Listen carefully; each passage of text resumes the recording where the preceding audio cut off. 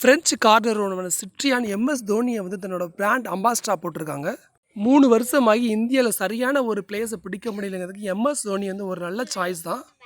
C5 aircraft, C4 aircraft, C3 electrical 4 காரை launch பண்ணியும் மாதம் 1000 கார் கூட சேல்ஸ் பண்ண முடியாத நிலைமையில் இருந்த சிட்ரியானுக்கு எம்எஸ் தோனி ஒரு நல்ல சாய்ஸ் தான்.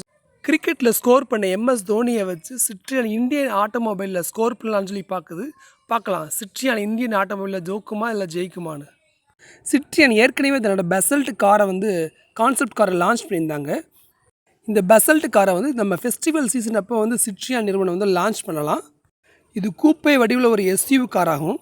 டாட்டா கவ் காருக்குள்ள போட்டியை வந்து இந்த பெசல்ட் காரை லான்ச் பண்ணலாம். சரியான ப்ரைஸும் நல்ல மார்க்கெட்டிங் இருந்ததுன்னா இந்த பெசல்ட் கார் வந்து சிட்ரியான் பிராண்டை ஒரு இந்தியாவில் ஒரு நல்ல பிராண்டாக வந்து மாற்றுறதுக்கு வாய்ப்புகள் அதிகம். எம்எஸ் தோனியை பிராண்ட் அம்பாஸ்டரா நிர்ணயிச்சுக்கிறது மூலமாக இந்த பெசல்ட் கார் நல்ல சக்ஸஸ் ஆகலாம். எம்எஸ் தோனி பெசல்ட் கார் இந்தியாவில் வந்து சிட்ரியானை ஒரு வலிமையான பிராண்டாக மாற்றலாம். கீழே மறக்காமல் நீங்கள் கமெண்ட் பண்ணுங்கள், இந்தியாவில் சிட்ரியான் வந்து ஜெயிக்குமா இல்லை தோக்குமான்னு.